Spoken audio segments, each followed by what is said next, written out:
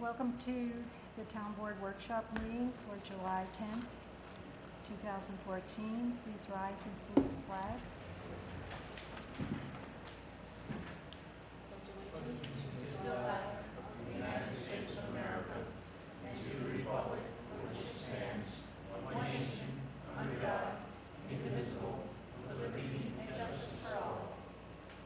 Moment of silence for our troops.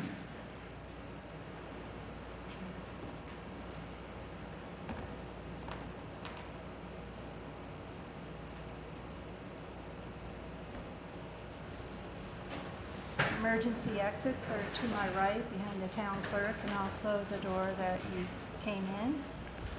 Roll, please. Councilman Delango? Here. Councilwoman Hitzelberger? Here. Councilman Perotti? I'm present. Supervisor Perotti? Here. And noted that Councilwoman Doyle is absent this evening.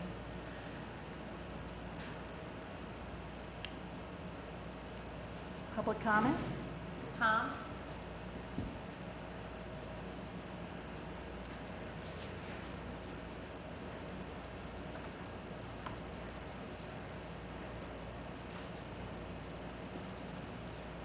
Tom Warner of Amenia. It is not often that I get to compliment a paid employee of the town of Amenia, but I do have a compliment to make, and it's Lisa, I believe that's correct, the animal control officer. Leslie, excuse me. Anyway, I called her one day and I got her answering machine. She called back the next morning and she was there at noon the second day. And I've never had response like that before. So thank you, whoever selected her did a wonderful job. Well, that's good to know. Thank you for that, Tom. Perotti?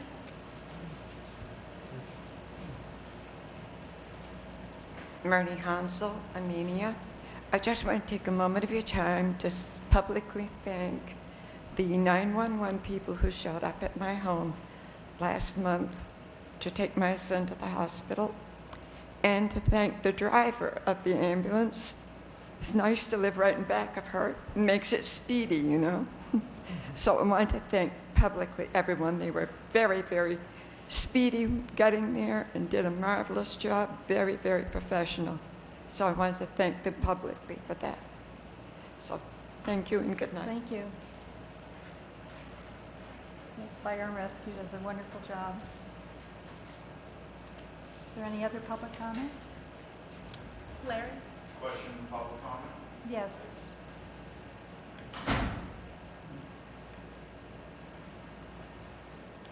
Good evening. Larry Mercilia, St. Pat's Road, Wassaic. Neighbor informed me that the town was considering utilizing the fire department's properties on St. Pat's Road lot, or street number 379 being one of them, for a sand and gravel and salt storage yard. Is the town seriously consider this, or is this just a rumor that's I don't know anything about being perpetrated? it. I think so. Okay, just, it's not a very good location for that to begin with. But if What is the rumor? To put that the town is considering purchasing the properties from the Wassaic Fire Department for use for a sand, gravel, and salt storage yard for road maintenance. No, Okay, there's no such plan. all right, well, that's directly across the street from my house, so it would affect me greatly. Well, thank you for bringing that to our attention so we can squelch that rumor. Okay, well, as I say, if there isn't a good rumor by 8 a.m., the day's been wasted, so thank you for your time and for Okay. your assurances. Thank you. Sir, did you like to make public comment? I just had a question, and it was pretty much the same thing Larry said. As your Could you come up to the podium, please? And your name is? I'm David Compton. I live at 363 St. Pat's Road in Wassaic. At your June 24th meeting, was there a mention that the fire department was going to give the property, or you were going to buy that piece of property that they have on St. Pat's Road? No, absolutely not. We never even discussed any property on St. Patch Road. no fire department property that they have, that piece of property that's been sitting there for like years, No. on Simpatch, that they were gonna give it to the city? We've been looking at pieces of property for a highway garage, but what that particular property was never looked at or even considered for anything. For Okay, the either a highway garage or a salt shed. nothing to that, okay, thank you. I think we may have been confused on the one piece of property that we had, maybe thought about, and tried to ask the fire company would they be willing to be the Amenia Fire Company, and it would be where Station 2 is located off of Cascade Road in Amenia. Is there any other public comment? Town clerk report? Good evening. I'd like to report that I remitted to the town supervisor the monthly share in the amount of $183.50. The minutes from June 26th have been circulated, and I've distributed to the board this evening 2 applications for the open planning board seat.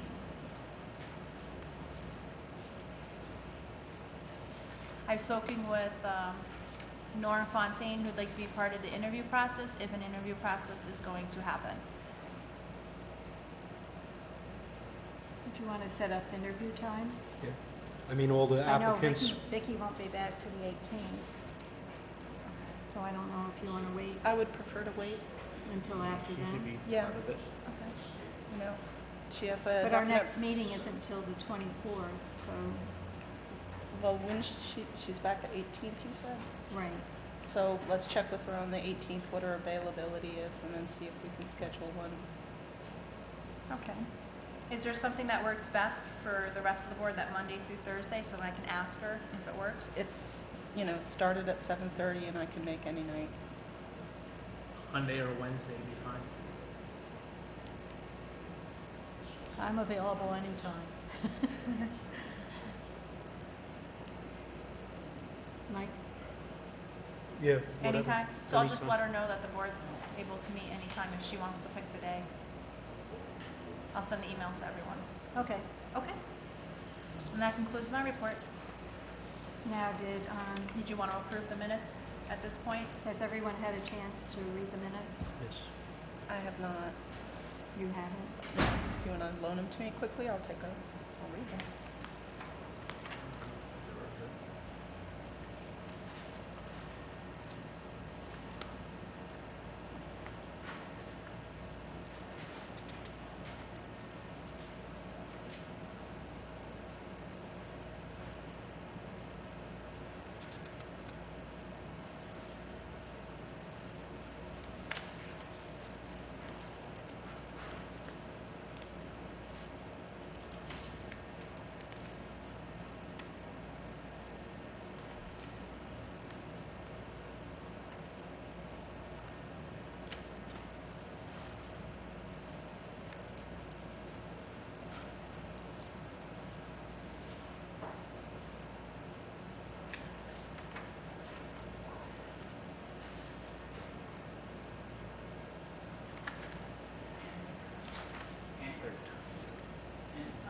Dawn Marie, there's an error on page 2. I was an abstain.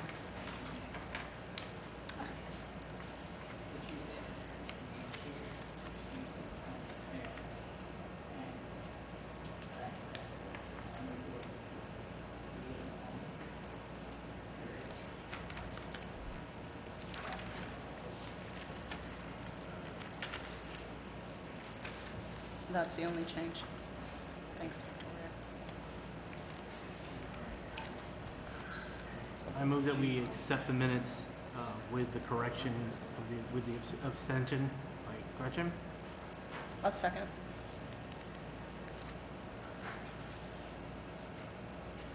All in favor? Aye. Any opposed? Motion carries. That does conclude my report.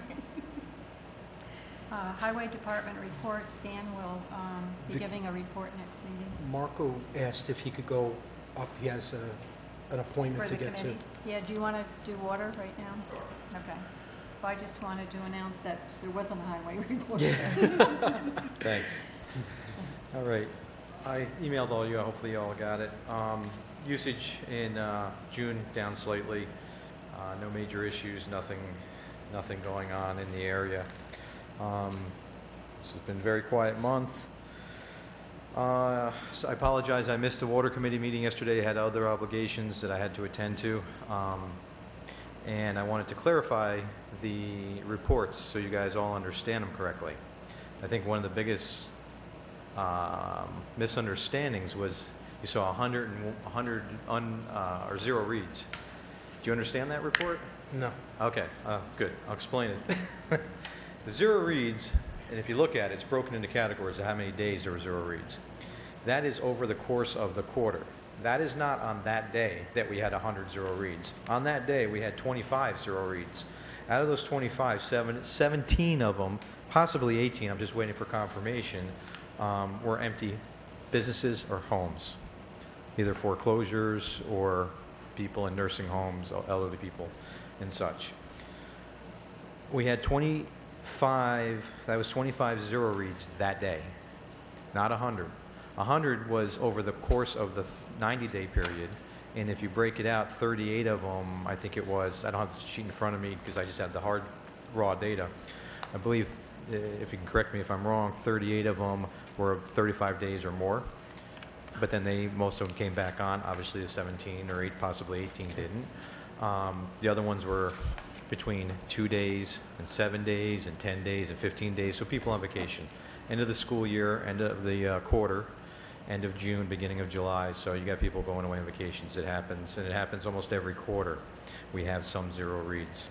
So don't panic at 100 0 reads. It's not 100, it's 25.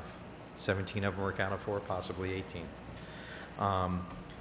We had 17 bad radios and meters, combination of those. I don't have the exact breakout of which is which, but I can tell you historically it's probably 80% meters, 20% radios.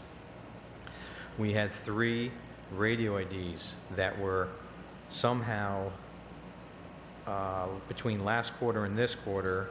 I have a feeling that because we have a new person learning the software, they did something to these accounts, and 3 of those radio IDs got wiped out. So they could have been read, but they can't be read by the handheld if the radio ID is not there. That's what it keys off of. So I gave our billing person the correct radio IDs from last quarter. She should input those, and then going forward we'll be good. We had a few that were catch-ups from estimates because there were meters changed from last quarter, so you're going to see some that were a little wacky, but they'll settle out the next quarter if we don't estimate them again, because every time you estimate, they're going to play catch-up. And that's about it on the meter reads. It's pretty typical meter read. Now, the empty houses and the abandoned houses, should we shut that water off? It doesn't matter if you shut the water. It's still going to have most of them are shut off, if not all of them. There are some that the curb valves cannot be located, but you're still going to get a 0 read. Okay. It's still going to read it. Now, on the report that you sent today with the explanation of the reads and stuff like that, I did notice on some of the, explanations, it's been like this for 3 quarters, sent a letter. It's been like this for 4 quarters, sent a letter. Well, I didn't say 4 because previous quarter or last quarter. There's a couple of them that have a couple quarters on. Yeah, it may say that, and we have sent letters. Okay. And no responses.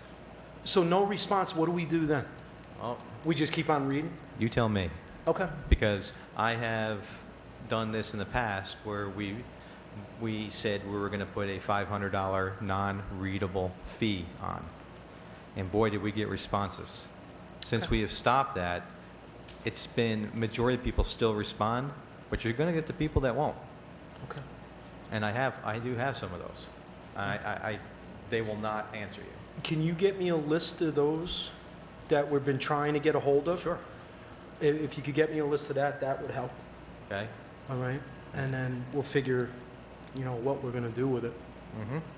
Yeah, I mean, basically, Now, an issue with the meters going bad. Yep. Is it the design of the meter? Is it something in the water system? Nothing in the water system. These are first-generation meters. They're the ones that are failing. Every Okay. time we get replacements, I haven't seen any replacements fail. We're on our third generation now, so they keep getting better. I've had several communications over the past couple of years with the manufacturer. I did also follow up with Thai Sales and ask for a total count of failed meters.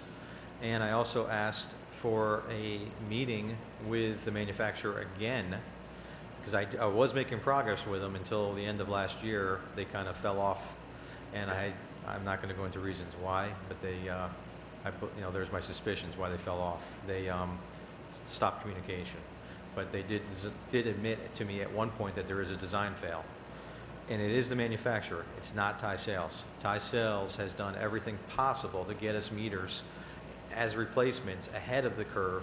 In most cases, when we have large failures, and usually what we do is I get 3 to 5 to 10 of them. Call Thai Sales, they come pick them up. 6 to 8 weeks, they send me replacements. If I get into a situation where I have a large amount, which I did a couple times, they have given us meters ahead of time. They're not supposed to do that. They do not like to do that. But if I call them up in a pinch, I can have the salesman here usually that day or the next day in most cases. So Now, they're very good to us. With your professional opinion, are these meters Garbage. failing at a They're rate that's garbage.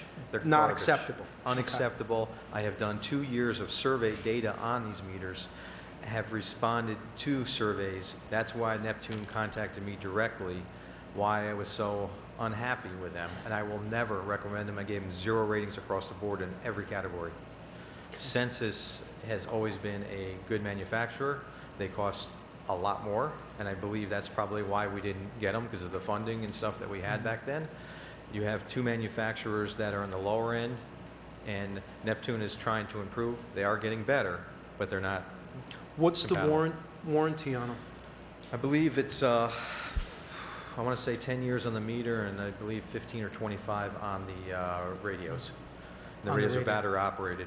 So, like I said, we've been replacing them, and we haven't had repeat fails.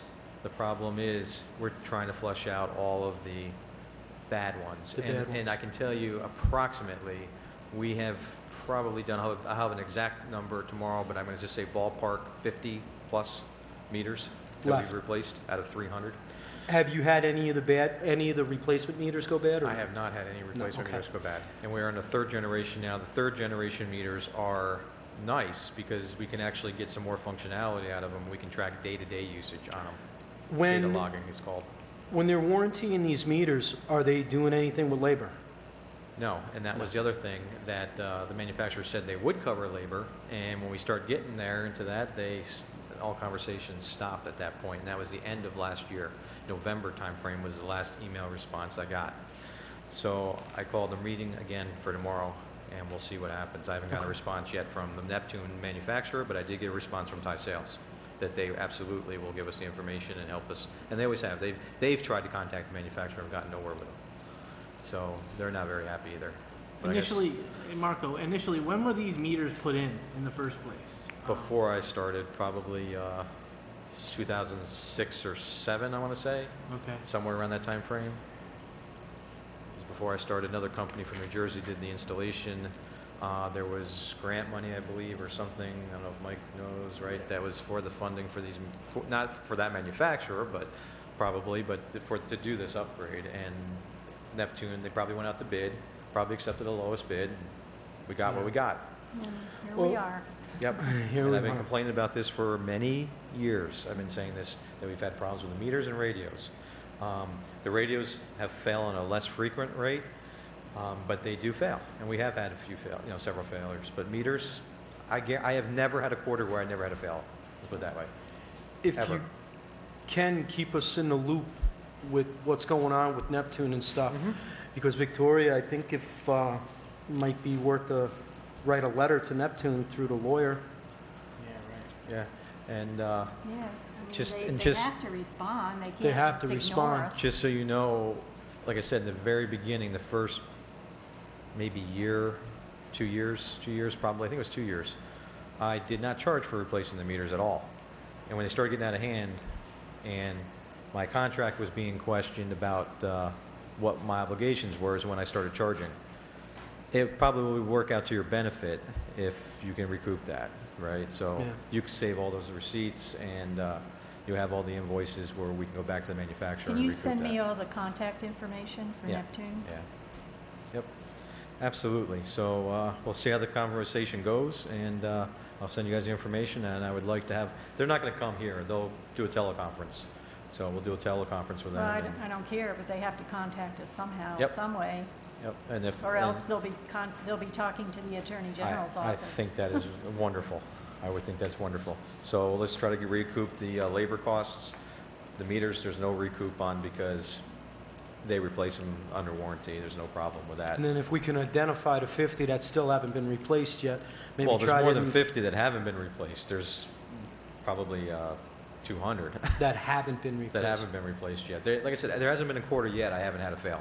I've always had a fail, and I never had one. I've always had like 5 or 10 or Wow. 12 or, I mean, Yeah. and again, these meters, to change them is not, they're not in the best locations, always. You know, when the installer put them in, I'll give you an example. Fudgies, everybody knows Fudgies down there. In order to get to that meter, you have to pull the floorboards up, and a guy like you or me, Mike, it's kind of hard to squeeze between the floor joists. Yeah. Like I'm a fireman, I know how to do these tricks to get down there, but then once you're down there, you're 12 inches of space in dirt, pitch black, crawling to the other side of the building to get to that meter with all kinds of critters in there. And it's a lot of fun. So yeah, it's not fun to do. So these are meters. Have you are in this changed that location. one? I've changed it. Yeah, that's That how I one's know. been I've changed it. That's why he It's knows. not fun. I That's don't. why he knows about the. Yeah. I don't ever want to go back in there and change it underneath trailers, things like that. It's not fun. It's not fun to do this type of stuff. You know, this is not joyous. I work. also want you to send me any Correspondence. labor cost Yep. or anything related. Yep.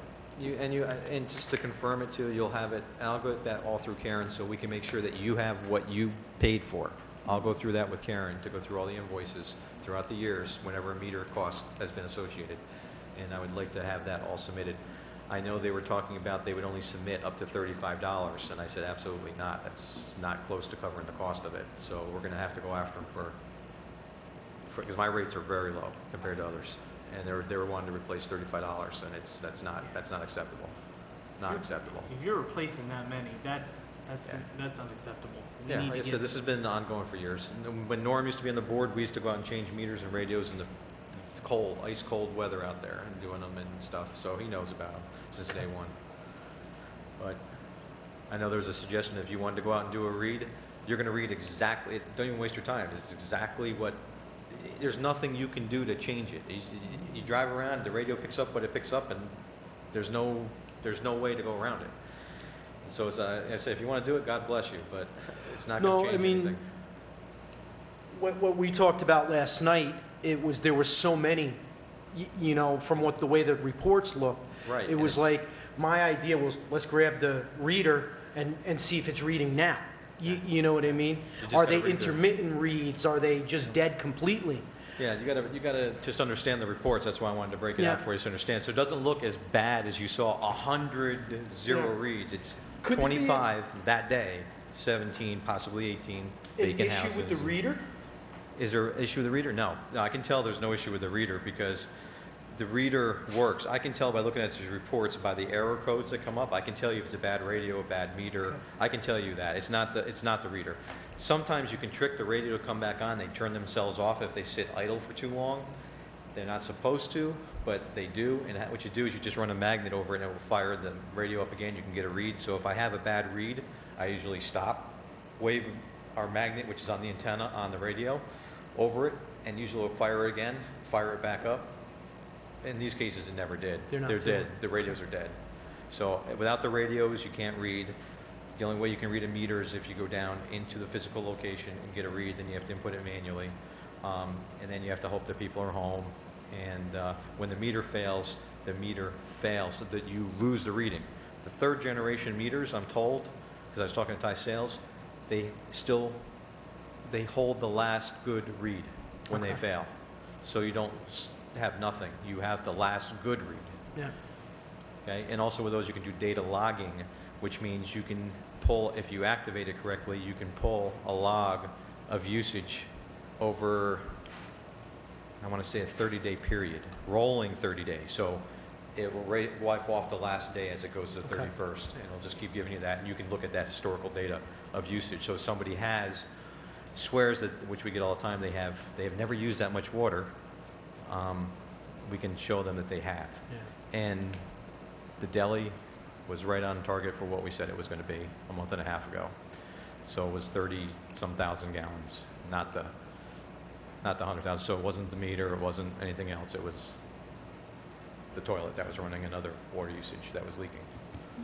So, okay? Good. All right, guys. And if you have any questions on the reports ever, before everybody goes into a panic, ask me. Like I said, I try to make the meetings, but sometimes I just can't. I have other obligations, fine. but I can answer the questions for you, and that's why I went through and I sent that report to you guys. Okay. I'm going to send it an edited, because I missed a couple of zeros in there that I went around to confirm. I'm going to send an edited version out tomorrow morning, so you'll see that. Beautiful. Could you send a copy to me as well? I'll send it Because to I the whole board. didn't get any of it. Yep, I'll send it to the whole board. Right. Okay, thank you. Thank you. Okay, building department report? Okay. Town board members, please find June's monthly report, building report. Building permits have go. We issued 11 new building permits of $2,403 along with 2 tent permits of $300. We are continuing with certificates of occupancy searches, and for this month we did 5 searches which total $650, and fire inspections, only 1 was done which totaled $75, for a total for the month of June of $3,428. Respectfully, John Fenton, Code Enforcement Officer. There's a couple other things going on. There was 6 violations about the high grass in the abandoned houses. 2 were paid by the banks. They were cut, and the bank paid the people to pay them. 4 were cut by the town, and we're adding them to the taxes. There was a discussion about the fees for the building permits being put online. They are online, they're just very hard to find. I would hope to maybe streamline that a little bit and make it a little more understanding so people know how much the building permits are and what they're actually paying for. The complaint side for the zoning and the building department, the complaint on the computer was not working. I sent a number of test emails through the complaint link, and they just went nowhere. I was on the phone with BAS today, and Gretchen looked at it today also. They did fix the problem. There was no user where the email was supposed to be sent. I was able to get them to get a history. They printed it out in an Excel file. From what I could see, it was all my test reports and maybe 3 or 4 other claims, but I talked to John Fenton, and he said he was already contacted by those people. Even though they did do them through the email, he didn't receive them. They followed up with a phone call. So I did a test on the email again today, and it is working. So let's use that for the complaints, and anybody that sent the complaint through and they didn't get an answer, you know, we're sorry about that, but it is fixed now. So we'll keep an eye on that. Another issue that we're having that I don't know if I should bring it up now, the outside sales within the town. There's concern by the code enforcement officer. There's concern by residents. There's concern. It has to be discussed. We either have to make a law. I was playing with the idea of issuing a permit for the outside sales. It's just, I kind of like to nip it in the bud before it gets out of hand. There's a couple places within town that have outside sales. Again, it's opinion of how things look. It's an issue that's going to have to be discussed. So would you like us to look into a permit? I would like to see a permit. I think it's going to be the easiest way and the fairest way,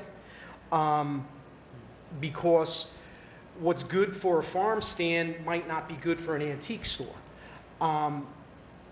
With the permit, my theory with the permit is it gets issued by the zoning department. The zoning department does a little bit of legwork. They ask the surrounding residents, what do they feel about this? How is it going to look? What is it going to affect? And I think it could be, I don't want to say policed, but I think it could be controlled a little better if we issue the permits. Okay, so do you want to work with the code enforcement officer? I would like on to the work with the permit? code enforcement officer on getting something up, get a plan together, let Denise look at it, see if we have to make an amendment, if we have to make a Yeah. law. We can look at other towns. and Look see at other what they do. towns. There was one other town that we did find that I did make rough draft copies. There's one for Steven. Dawn, I didn't print one out for you, but I'll get you one. All right. It's kind of a rough draft, kind of outlining, some, sales and display of merchandise shall be conducted between 8 a.m. and 9 p.m.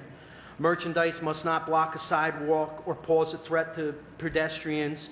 A 36-inch passage must be maintained at all times. Temporary signs may be posted for the duration of the sales, subject to following conditions. There's a lot that we could put into the permit that we can actually fine-tune it. There is... The only thing, with the permit, you're going to have to make sure, it doesn't violate any of the zoning laws. I So, agree. You really have to, Well, that's something we Look at have it. to look at. I discussed with Gretchen, too.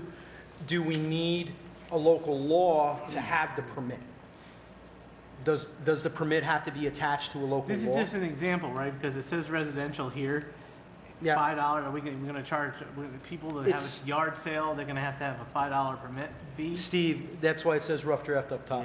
Yeah. Well, I You just know- wanted to make that point. You don't want to open up a whole can of worms. People they have their property rights. That's why it says rough draft up top. yeah. It was just stuff that was put together. Well, and if you want to look into it, by Okay. all means, go ahead. Good. Let's see what else we got. And what was the other item on the web that there was a problem accessing? I know you talked about the complaint. What did you? The complaint, the fees. The fees aren't on the web? The The fee- fee schedule is on the web, but it's dated for 2012, Okay. and it is not in an easily accessible location. So what I'm going to do, and I spoke to Mike about this earlier, is, make sure we have the updated pricing there Okay. for the fees. Basically try and make it easier to read, so you have an item and a price, and then if you need a definition of the item, you would click on that, and it would pop up and tell you what it is, and give you a link to the permit if you need the permit. is So that instead of something- having to dig around, it's going to be right up front. And is that something you're going to work on? Or? Yeah, Okay, good. and I'll run it with Mike and John, make sure they're comfortable with it, Okay. and then we'll move forward. Yeah, we need to, have our information accessible on the website. That does sound like two very good improvements. Is there anything else for building? Nope, that's it. We're done? Grant report?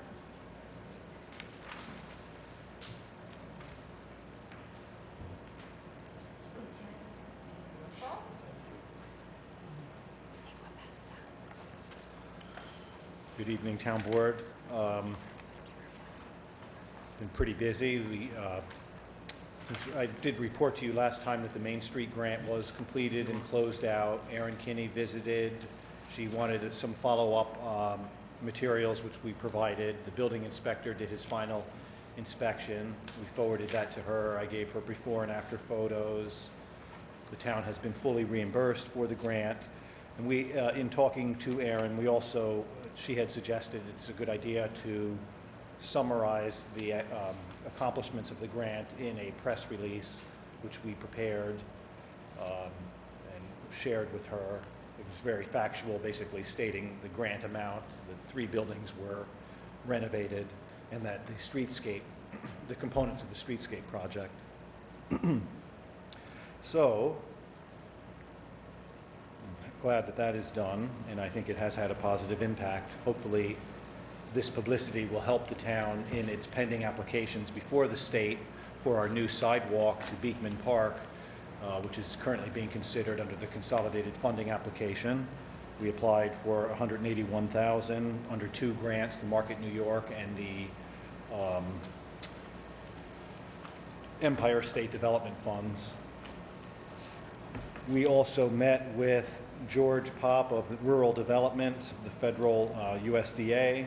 I met with George, Rudy Eschbach, who runs the farmers market, and Victoria Perotti, the supervisor.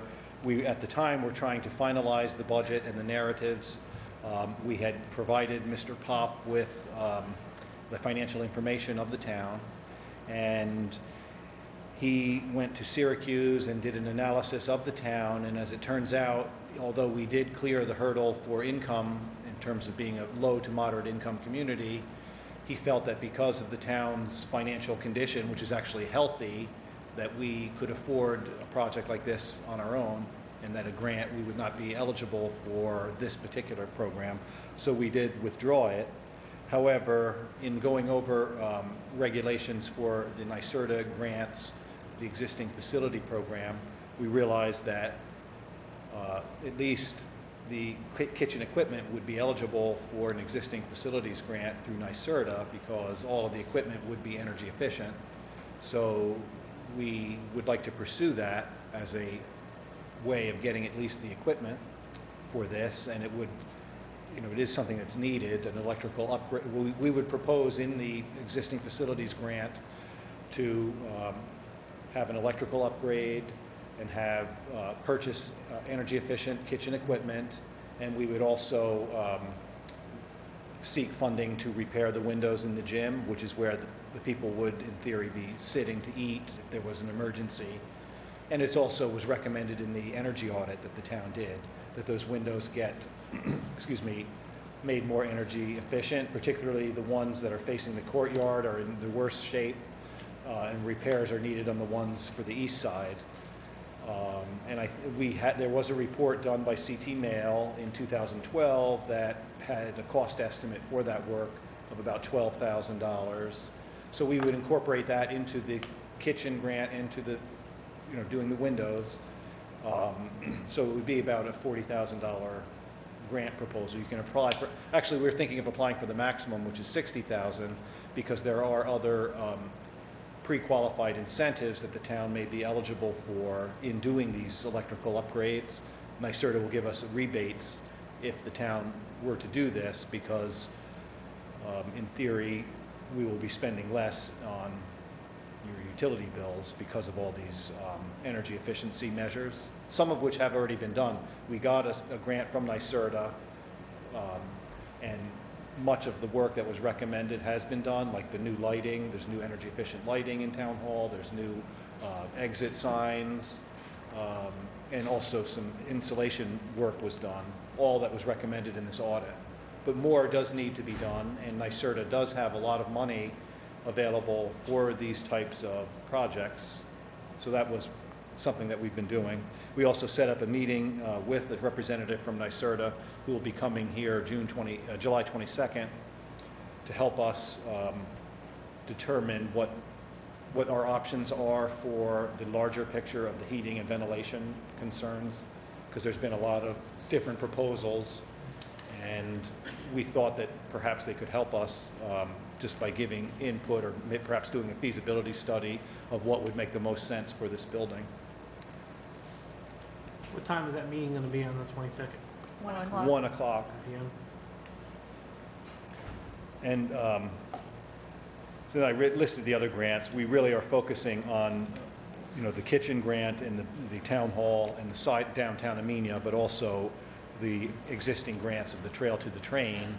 So Victoria has set up a meeting with the Department of Transportation July 16th at 10:30 in Poughkeepsie to really go over our status of the grant, where we are with the preliminary design, where we are with the right-of-way issues, because they all tie in. Once we determine where we're going to go in terms of getting an extension possibly for that grant, that will allow us to then turn to Dutchess County and give them a plan of action, because we also have a CDBG with Dutchess County of $100,000, and they would like us to give them a status because the grant deadline for that is August of this year, and it's it's very unlikely, it's just not going to happen by then. So we will need an extension on that if we want to save that grant.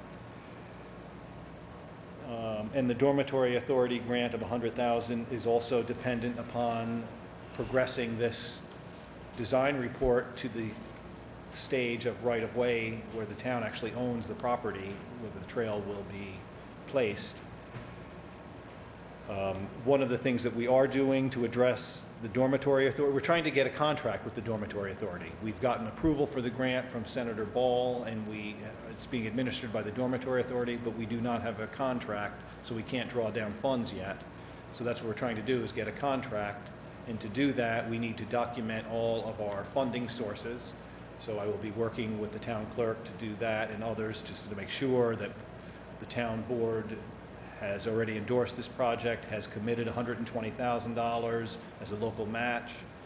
They just need, and I will prepare a letter for the supervisor to address the Dormitory Authority's concerns so that we can get this contract. I think that's it. I updated the dance information program that Vicki gave me. We're getting more money from the state for that this year.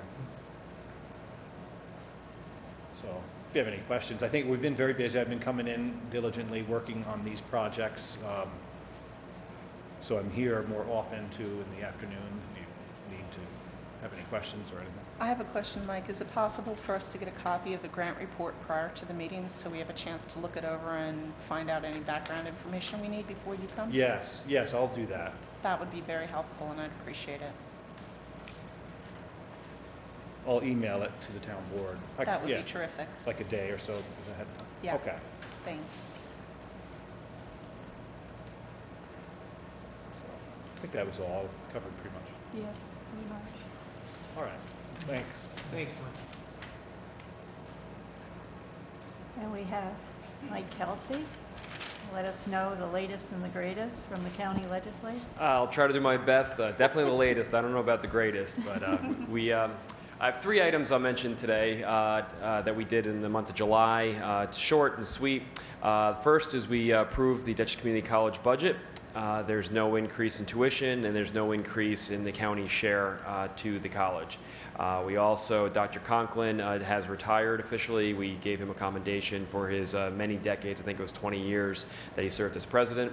The interviewing process for his successor is complete. They did name, I forget her name, but it's a woman of impeccable resume.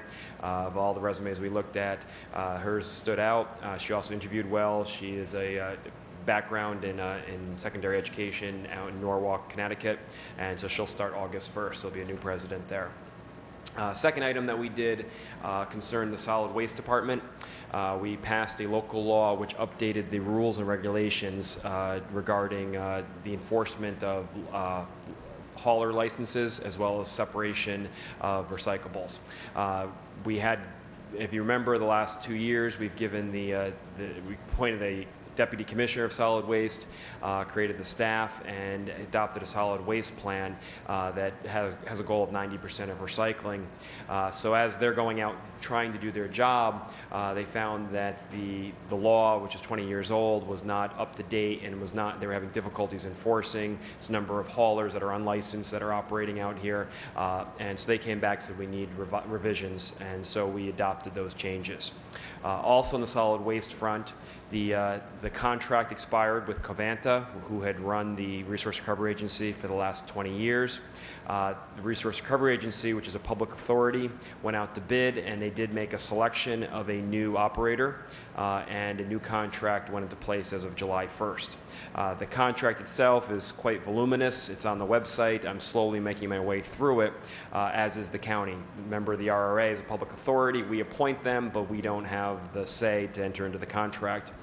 So now that the terms have been finalized with the new operator, we're looking at what impact it will have and forecast with the county.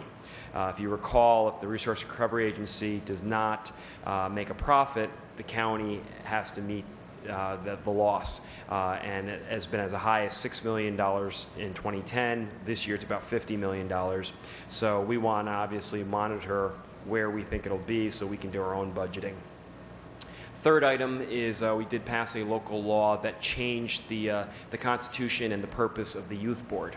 The Youth Board is a creature of statute. It operates to take the money that comes down from the state for purposes of youth services, and it decides who gets the funding. I serve as one of the 2 legislators on the Youth Board, and we felt, and the county as a whole, under the leadership of the county executive, felt that the Youth Board could have a larger role in the community. So what we did is we passed a local law that expanded. It's not just the Youth Board, it's also the Coordinating Council for Youth Services.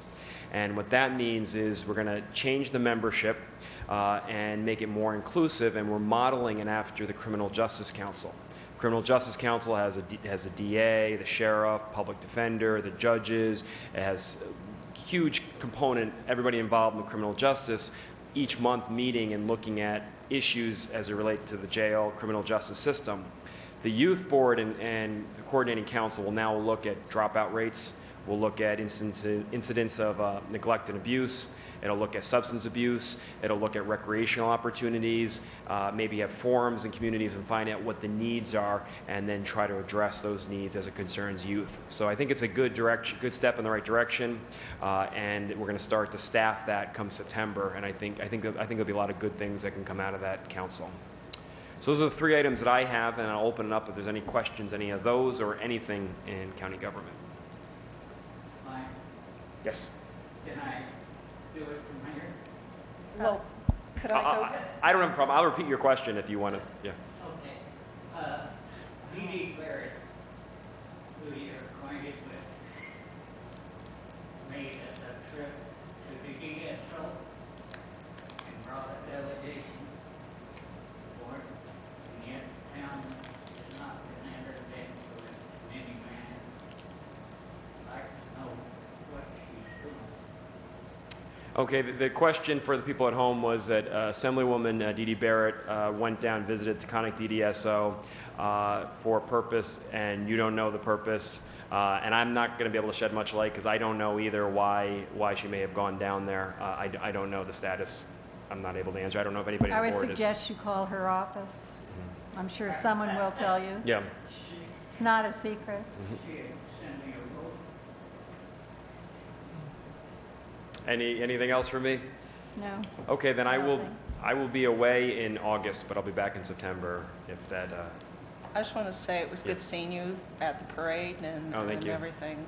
Oh, thank you. And it was an excellent parade and carnival. I think the fire department is deserving of our praise. I see Andy Murphy here. Absolutely. It was a lot larger than this year, and it was the spirit was as good as always. So it was good to be out here. Thanks for coming by. Great, thank you. Have a good summer. You too. Are there any other committee reports?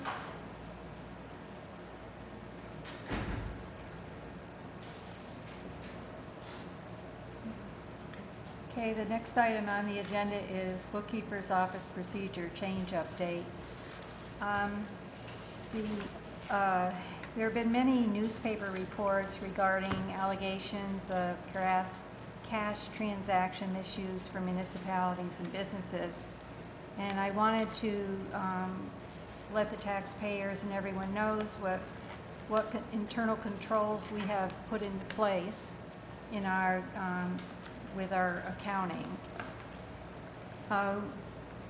On the signature cards for the cash accounts, the prior bookkeeper's signature was on them, which meant that the checks could be signed and withdrawals made by the bookkeeper. However, this did not happen, but the controller's office did point out that the opportunity for misuse of town funds was there. The new procedure is for only the supervisor and the deputy supervisor to be on the signature cards for the cash accounts. There's also a new procedure also for the supervisor, deputy supervisor, and bookkeeping to have online banking in order to view cash accounts and make transfers between the internal cash accounts. Whenever the bookkeeper transfers money, for example, like to highway, to payroll, you know, for the payroll account, she prints the transaction, the transfer confirmation, and she has me sign it and date it. And the signed transfer confirmation are kept on file in the bookkeeper's office for review. The supervisor and the deputy supervisor are the only ones with the PIN required to do wire transfers.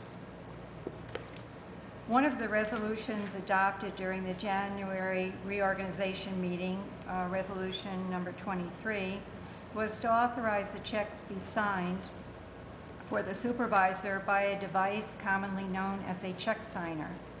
This is set up by sending a fax with the supervisor's signature to the accounting software company, who in turn loads it in the system so that the checks are printed, so that when the checks are printed, the signature prints also.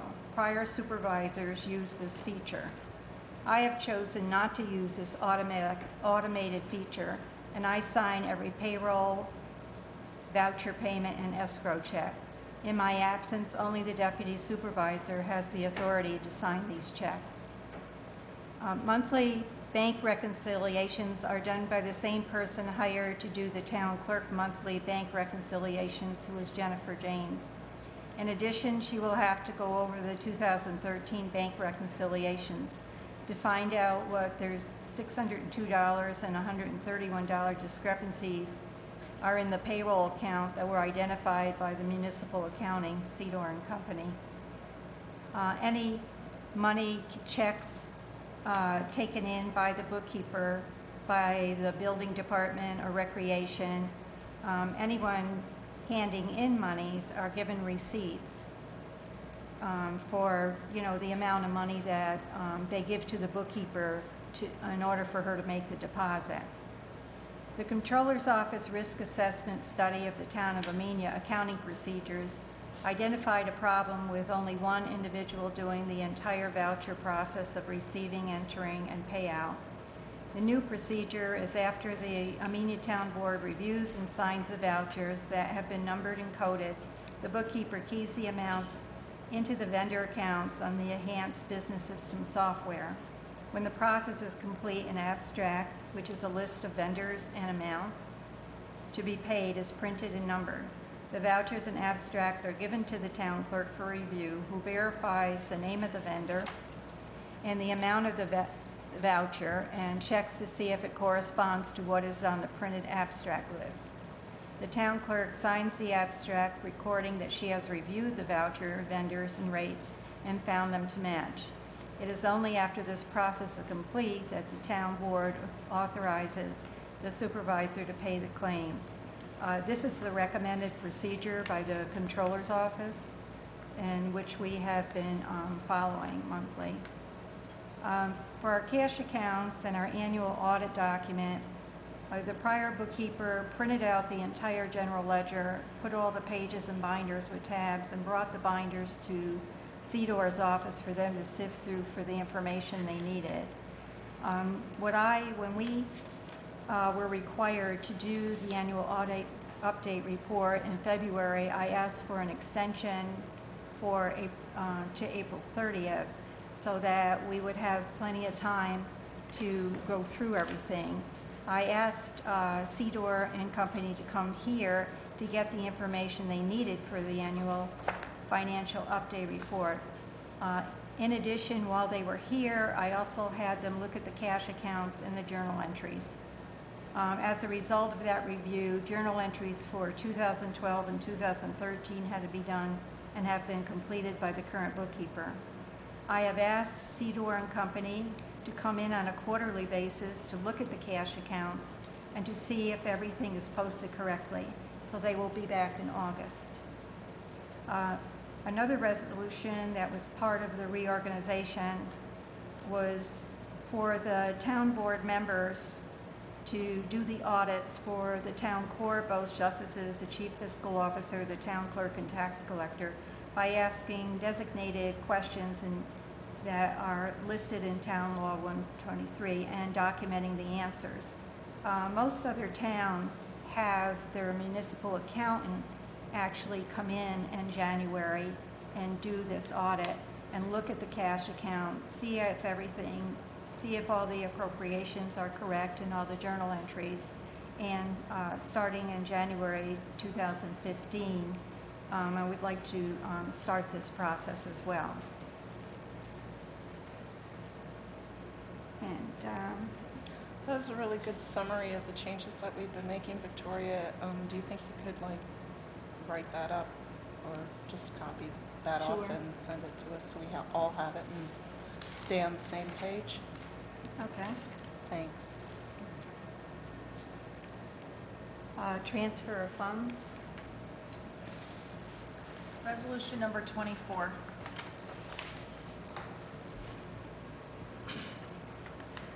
Transfer of funds to amend the budget. Whereas the town board has the authority to transfer funds when necessary and unanticipated to amend the budget.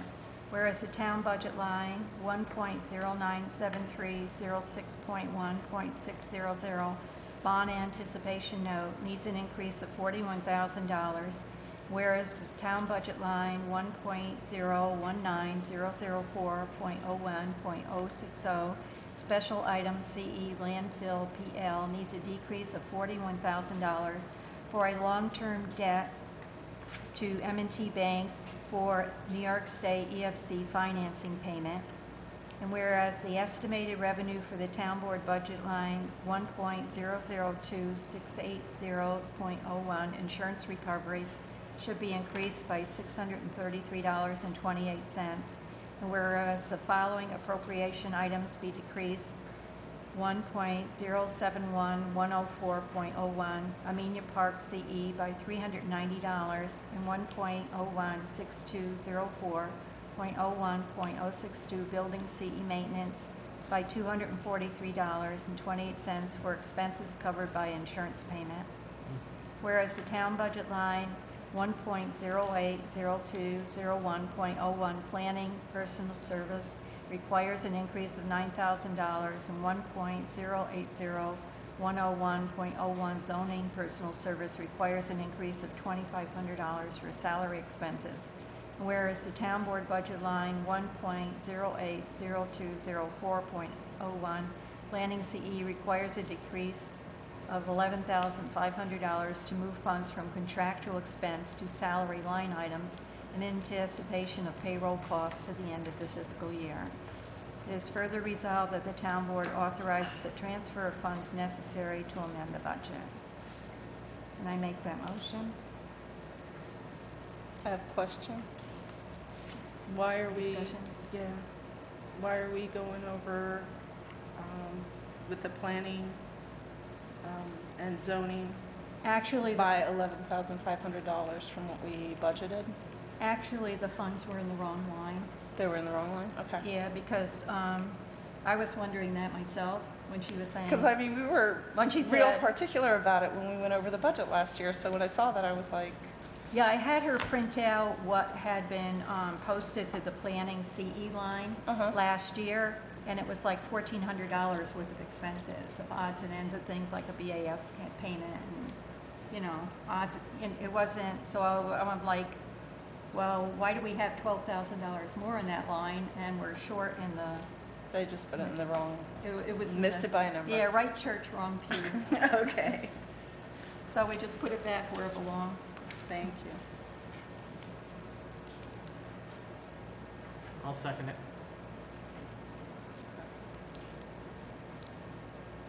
Supervisor Perotti, Yes. Councilwoman Hitzelberger, Yes. Councilman Perotti, Yes. and Councilman DeLango. Abstain.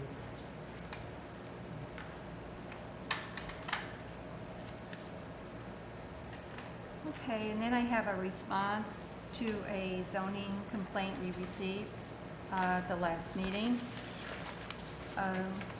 I have a letter that I sent to Michael Collins. On Thursday, June 26, the Amenia Town Board voted to authorize me to give you the information required to file a formal complaint in order for the Amenia Town Board to request an advisory opinion, from the Board of Ethics related to your allegations about Planning Board member Tony Robustelli.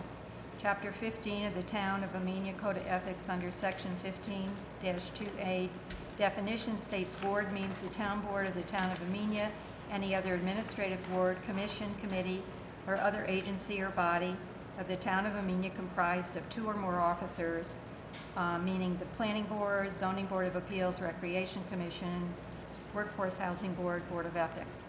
In order for the Amenia Town Board to request the advisory opinion, a written, documented, and sworn notarized complaint must be filed with the Town of Amenia Town Clerk with your name, address, and telephone number. In addition, you must list and describe all documents which constitute the complaint, in addition to stating the relevant facts using a separate numbered paragraph for each fact. The information that was provided to the town board, including statements that started with several months ago, I overheard a conversation, and a list of planning board minutes, dates, and abbreviated comments that do not meet the criteria of the formal complaint required for the advisory opinion. There will be no further action taken by the Amenia Town Board until the required information is received. However, the code enforcement officer will continue to provide the information you have requested. I believe during when Mr. Collins was speaking, he spoke about a fire at 4892 Route 22. Actually, there was no fire in the building. The fire was located in the conduit encasement of the underground electrical wiring cable wires supplying the multifamily apartment house. The fire started from the insulation wearing off the electrical wiring approximately 4 feet underground from the utility pole. The fire's path went toward the utility pole, and the lower portion of the pole was on fire. At no time was there a fire at the apartment house. Furthermore, the apartment house is equipped with a sprinkler system, hand-wired smoke detectors, and a secondary means of egress for the apartments on the 2nd and 3rd floor. We were also told that Mr. Fenton had not given Mr. Collins information, and then I have a receipt from the building office where Mr. Collins actually viewed and had information mailed to him on 6/12/14 regarding all fire inspection records for 4892 Route 22, Amenia, New York. There has been, for that type of building, the state mandate is that fire inspection should take place once every 3 years. After the utility pole fire, fire inspection was done there for that particular building, and any issues that were found are being addressed. Okay. We also were given, on 11/27/2013, Mr. Collins gave us a collection of photos of zoning violations around the town.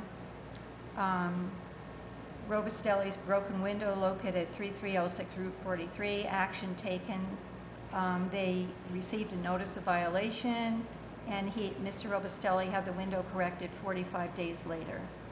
There were broken vehicle bollards and railing located at Shell, a gas station. Action taken, sent owner and tenant in order to remedy. They removed broken rail and broken bollard. Vehicle just recently backed into the raining bollard and pushed bollard over, and another order to remedy has been sent to correct the situation. There were random photos of high grass and weeds on town property. The action taken, the town hired third-party contractor to cut and maintain town property.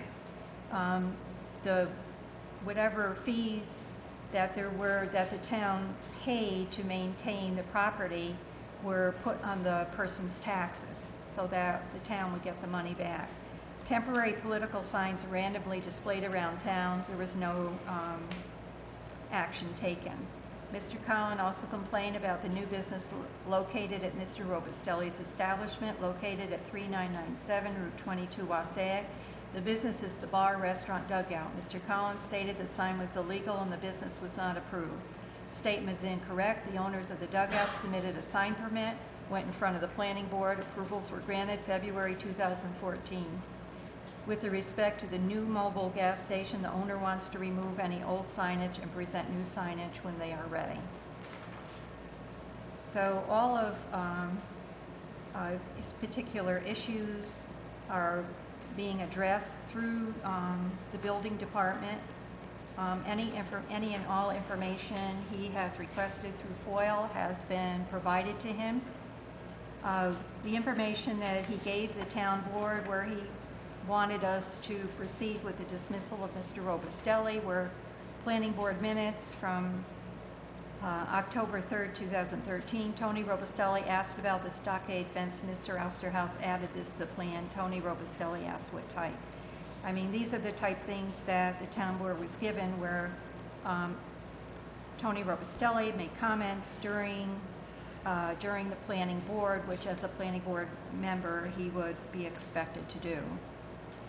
In addition, we were given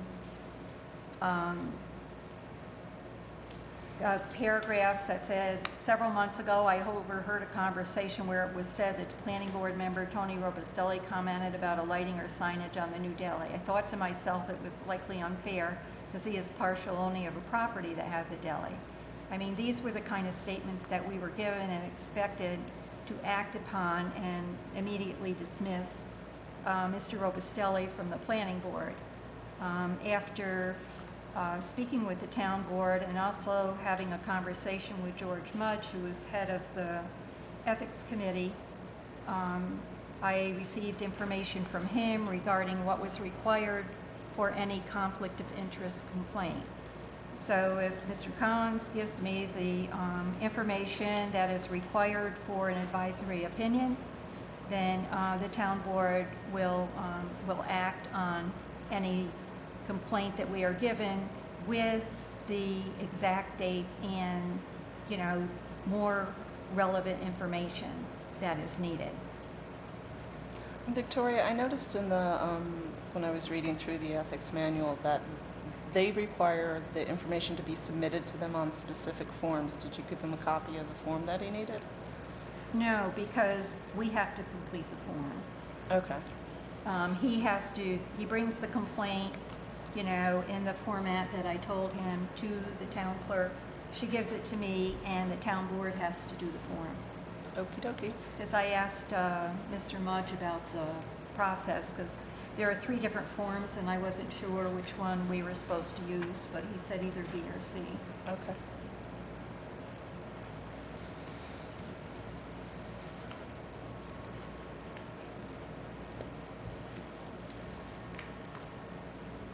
Okay, public comment?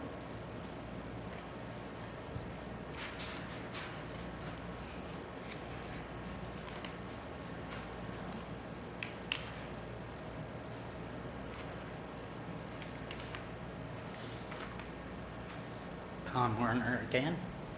I'd like to know if the conflict of interest is available to anyone that wants it. Excuse me? You said you had what was required for a conflict of interest. Did you just say that or didn't you say it? That I had it? I sent him a letter telling him what was required. That's what I said. Okay. Is it available to anybody? Of what is required? Yes. Yes, I can send, do you want a copy of the letter? Please, the Or answer. What I put in the letter, I'd be more than happy to send to you in an email. You mean the information about what's required to get, for the town to get an advisory opinion? Is that what you want? Is it, what do you call it, Bureau of Towns? No. What is the service that you have? This is based on our own code of ethics. Okay. We have... So don't bother to send it then. Why? It's useless. Why is it useless? It's a code of ethics that the whole town, that all the employees and the elected officials have to follow. The 2011 Code of Ethics of the town of Amenia, that the Board of Ethics worked very hard to put together and based on state statute. There was one other matter I wanted to bring up. I gave you information on a license for a proposed junkyard. And what I wanted to do is, since it wasn't done appropriately, I wanted to set up a public hearing, which is required.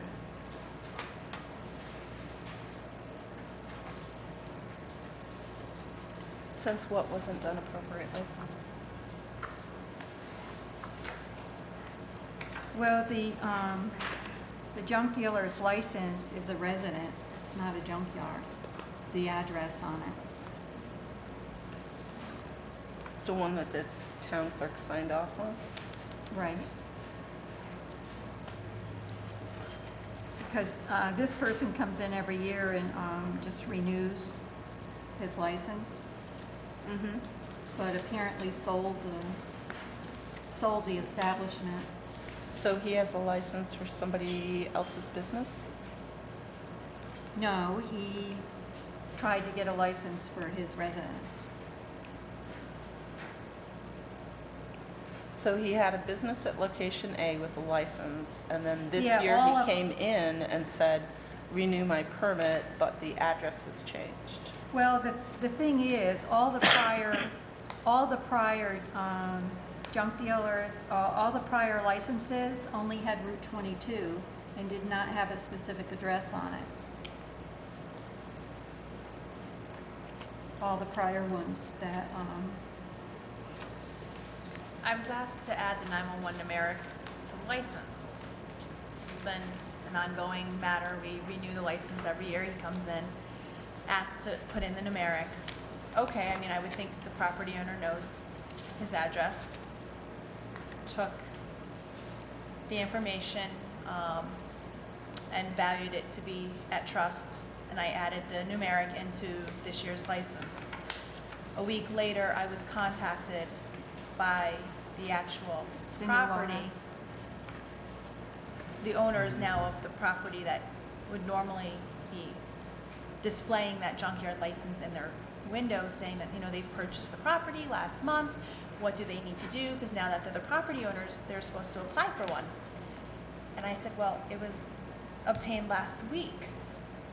Not aware that the numeric that was given to me was a residence. Not aware that the transaction of the sale had already taken place prior to me giving the license. So technically, there's two licenses So there's two licenses out there, For two one different for a places. for resident, two different parcels. and they're two different parcels. So Yes. the people who purchased the property, that was the pre-existing junkyard. They are currently licensed? Yes. Yes. So there Well, shouldn't be a problem with that because it was, they're good. What we did was just into some further research went into it. We only gave a 90-day license, just so John Fenton can be involved, the board can be Okay. made aware of the current events. But the issue at hand that Victoria's so bringing the up is license that was issued for the new property address. the one that has the address without on an there. application. It's, if you go to Dutchess County Parcel Access, it's a resident. The And it address was is not- actually issued home. after the deed was recorded for the sale. Correct, and I was unaware at the time of issuing a license that Yeah, I asked The Don transaction took when the place. new, So now you want to revoke the license? that was issued, not the new one. not, the one that you're all looking at, that's is dated June 4th.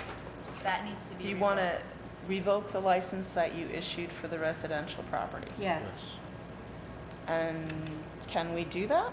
we can do that. We have to do a public hearing. I'll make a motion that we have a public hearing to revoke the junkyard license for the residential, For 4200 Route 22. the residential property at 200. 4200 Route 22, Passaic, New York, 12592. I'll second that. Councilman Delango? Yes. Councilwoman Hitzelberger? Yes. Councilman Brody? Yes. And Supervisor Brody?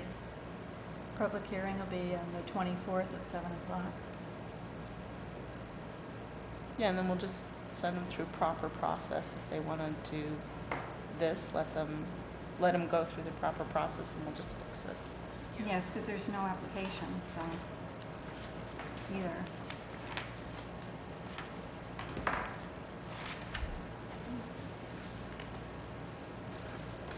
Town board comments?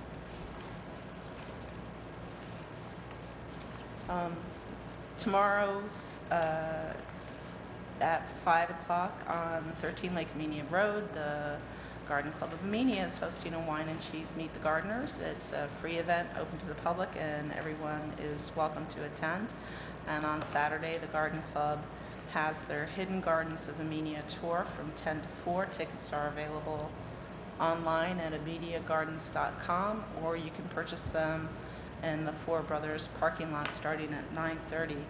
The monies raised from the Garden Club are all spent purchasing bulbs and flowers and plants and given away for free to all the residents of all the hamlets of Amenia. So hopefully it'll be a beautiful day to go out and see a garden, and lots of folks will stop by. But if you're not available Saturday, please do stop by the Wine and Cheese on Friday night on 13 Lake Amenia Road and see one of the gardens.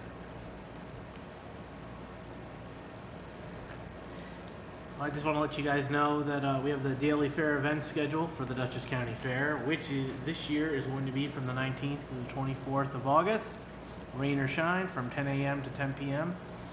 We have them over where when you come into the town hall, we have a list where we have the pamphlets and stuff, and you can pick up your schedule. Also, I had dinner at Four Brothers today, and I keep seeing the petition about the lights. And I just want to, I talked to John Fenton about it, and apparently, they are not in compliance with our sign law, is it? Right. And I'm thinking maybe we need to take a look at that sign law, because Well, what they can do is, and I believe they've already applied for it, is to get A variance. a special, variance. They're Yeah, trying to variance. get a variance. From what I saw from the complaint from the town, some of the things that they were saying as signs were actually art. So, that's going through the process right now, and I understand that the property owners are, doing their part in the process, trying to get support for their position, and our planning board and zoning board of appeals and code enforcement are going over to make sure they have all their ducks lined up in a row too, so we can get it right for them. And that brings me to this, I think maybe we need to take a look at our zoning code and our master plan that was haphazardly passed in 2007, while ignoring about, let's see, how many signatures of people that wanted things such as West Side development, among other things. The amount of overlays that we have go way beyond what we can, go way beyond as a blueprint for our community's future. I believe in private property rights. I believe in order for a community to be able to grow, that we need to have a little bit more leeway and flexibility. One of the areas that I ran on as a town, for the town council, was increasing the size of our commercial zone so we can have jobs in here, similar to like Pauling Corp. So I think it's time that we took a look at that. And I will be looking at the zoning code, looking at procedures of our planning and zoning boards, maybe looking at ways to streamline things a little bit rather than keep applicants waiting with bated breath for months and years at a time. That's not the country that I want to live in, where we're squashing on people's property rights. Especially individuals that live in this town and have built stuff in this town and don't have the resources and the high-powered attorneys and the consultants that people like Silo Ridge have. They've been patient, they're going through their process.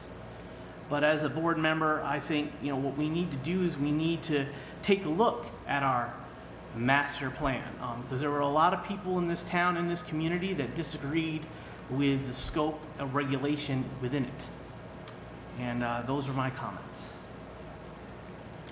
Okay. Are there any other town board? Yeah, I got a couple. First off, I kind of want to apologize to the fire company. No disrespect for not marching in the parade. Just wanted to apologize. Didn't mean any disrespect on that.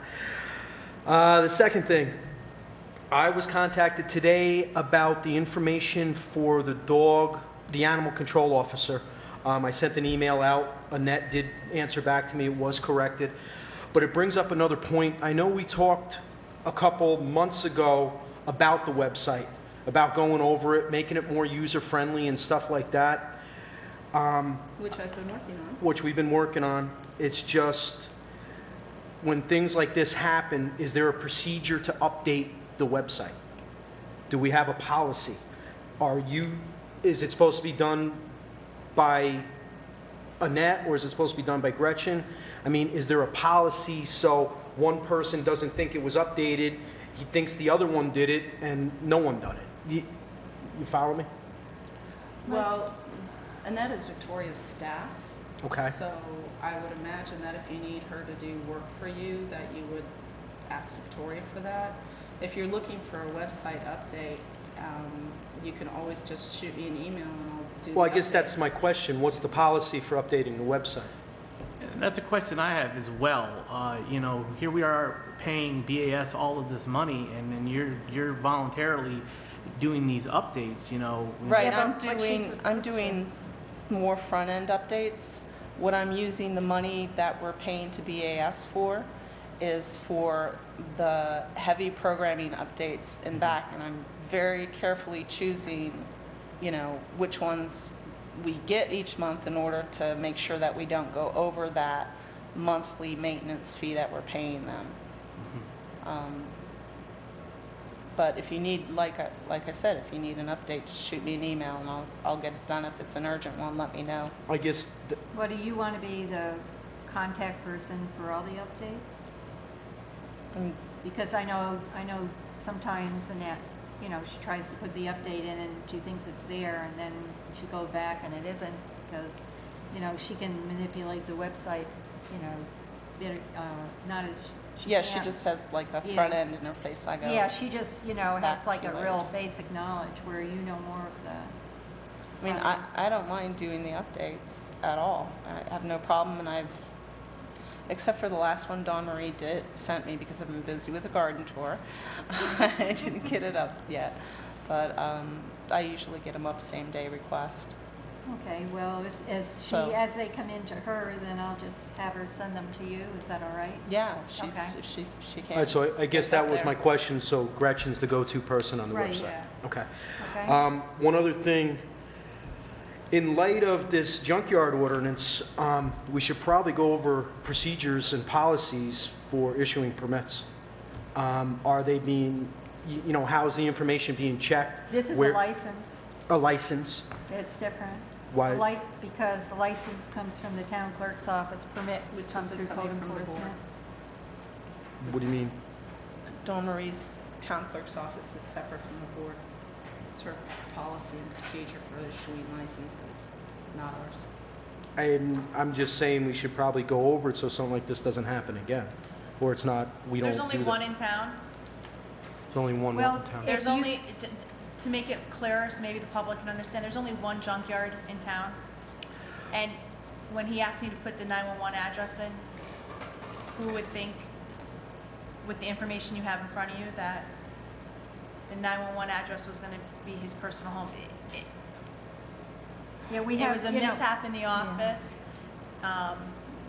There's more that'll come out in the public hearing if the attorney's here, and we're gonna have if it's gonna go into question and answer and I have to be called as a witness. I don't think this is the appropriate time to give statements as to what was said Okay. in the office. But, you know, I went to John Fenton the Monday that I got the phone call. I have a complete log of all of the list of events that have taken place.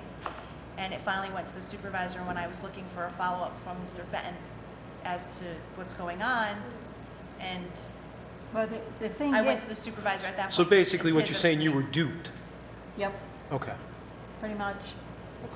What's the location of this one junkyard? Do you want to come up to the podium? Can I give it? I thought we were done with public comment. What's the location? The location of the actual junkyard is 4196 Route 22. Is that the way, It's KV. KB? Okay, that's, Okay? because that one extends over into some land that recreation owns. This doesn't have anything to do with that. No, Tom, the area that we're in reference to is right here on State Route 22. It's been in operation for years. And In theory, it does touch the town of Amenia's property line, but the recreation is over the other side of the embankment. I'll differ with you on that, but the survey does not We're include. not talking about survey, we're talking about a license for a junkyard. We're not Okay. going into the survey, we have the deed. Is there any other town board comment? Okay, the Town of Amenia Recreation Commission sponsored a very successful senior trip to Hunt's Landing in Matamoros. There were 41 people on the trip. They had a beautiful day on Wednesday, July 9th. And from what I understand, everyone had a very good time. Can I add something to that? One of the participants was a man by the name of Bernie Silvernail, and he said that he had a great time. Well, that's good. We're probably looking to have another trip in the fall, and then in December, we usually have a Christmas party at the pond. So that'll probably be planned as well. The two people who planned the trip and did a really good job were Frankie O'Connell and Charlene Pollinger, and I want to give them a big thank you for their hard work. And Yeah, they And- did a great job on that, but couldn't we, I mean, did we reach our accommodation on that, or? yes, That was the maximum accommodation, 41 Two people? copies, or- one- no, Okay, as so long one as for we me. have 25 Amenia people, that's the only, I don't know, there isn't. I'm What do you just mean wondering, accommodation? I mean, like, I know that these events have like a maximum amount of people who can attend. I'm wondering how close we got to that maximum amount of attendance if we didn't reach the maximum amount of people that we were trying to reach out to with the event. Is there something that we could have done better to get more people involved? Well, I don't think there was a maximum amount they were trying to, I mean, the size of the bus that was ordered was, I believe, 45 people. I mean, if we had a 55, then we, would have gotten another bus, but actually 41. It was, flyers were were put all over the place. This was on Channel 22, it's been announced, and there was a lot of word of mouth. Oh, okay. People who don't get Channel 22, they were called, because we have lists of people who went last year, so we would reach out to them, and and a lot of it was word of mouth, and a lot of the people who usually go on these trips. Yeah, and Bernie's from Norton, so he found out about it. Well, yeah, because it was advertised in the Norton News as well. Oh, good, good. And the Town of Amenia Annual Senior Chicken Barbecue for age 55 and older is August 9th, 2014, 11:30 at the Wassaic Firehouse. While Orpha Thomas for reservations by July 24th. There's a limit of 140 people. Call 845-877-0492. And that's all I have. Does anyone have anything else? I move that we would adjourn the meeting. I'll second. All in favor? Aye. Any opposed?